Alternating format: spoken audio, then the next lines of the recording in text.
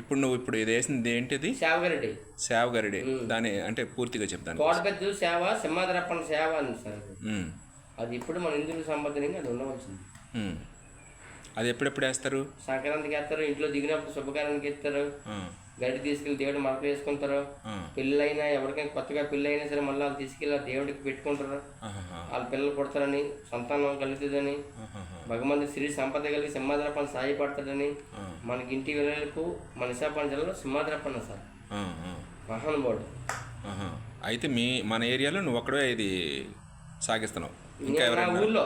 మీ ఊర్లో? మా ఊరు. ఏ ఊరు అది? గన్నవనపల్లి సార్. గండివానిపాలెం. సాలపడమని పక్కన గన్నవరం, అనకాపల్లి జిల్లా.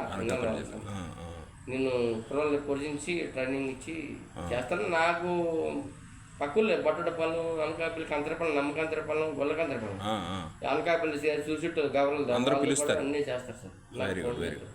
మొత్తం మీద మన పూర్వీకుల సాంప్రదాయాన్ని నడిపిస్తాను సార్. నడిపిస్తున్నావు. ఇలాగే కొనసాగించాలని కోరుకుంటున్నా. భగవంతుడు. తప్పుడు గుళ్ళు వచ్చి నీకు? తప్పుడు గుళ్ళు? తప్పుడు గుళ్ళు సేవగరెడ్డి సార్. తప్పుడు గుళ్ళు ఎలాగ వేస్తారు? డప్పు కడతారు కదా? ఇది సార్ తప్పుడు గుళ్ళు. డప్పు అంటే ఇది సార్. దీనికి ఇక్కడ కట్టుకుంటారు, ఒకటి కొట్టుకుంటారు, కట్టుకుంటారు. Okay, very good. మీలాంటి వాళ్ళు మన భారతీయ సాంప్రదాయాన్ని, తెలుగు సాంప్రదాయాన్ని కంటిన్యూ చేయాలి మరి. చేస్తాను. డిఫరెంట్గా ఆ భగవంతుడు